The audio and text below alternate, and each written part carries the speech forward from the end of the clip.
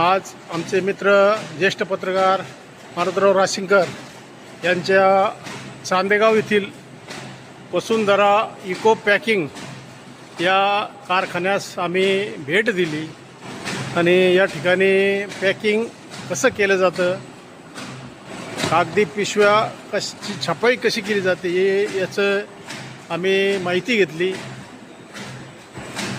या ठिकाणी राशिंकर यांनी पॅकिंगच्या 6 मशीन्स लावलेल्या आहेत आणि महाराष्ट्रात वेगवेगळ्या ठिकाणी ही पॅकिंग पिशवी पाठवली जाते।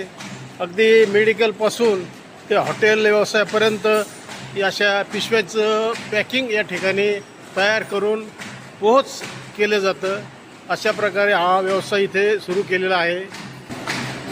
भविष्यात प्लास्टिकला बंदी असल्यामुळे कागदी पिशव्यांना खूप मोठ्या प्रमाणात भवितव्य आहे हे लक्षात आल्यानंतर आम्ही हा व्यवसाय साधारणपणे 2 वर्षापूर्वी सुरू केलेला आहे। तर सुदैवाने या व्यवसायाला किंवा या कागदी पिशव्यांना खूप मोठ्या प्रमाणावर मागणी आहे। ह्या व्यवसायाला चांगला रिस्पॉन्स पण मिळालेला आहे। आता आमचा बहुतांश ज्या कागदी पिशव्या आहेत त्या सगळ्या साईटमध्ये इथे उपलब्ध आहेत।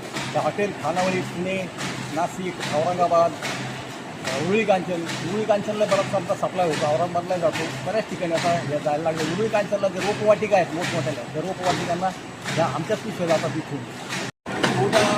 एअरबार आहे,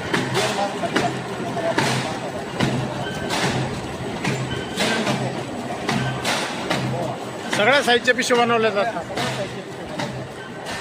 मॉलला वगैरे पिशव्या जातात का? त्यांना इथूनच माल सप्लाय आम्ही करतो। त्यांना महिन्याला 1 ते 2 टन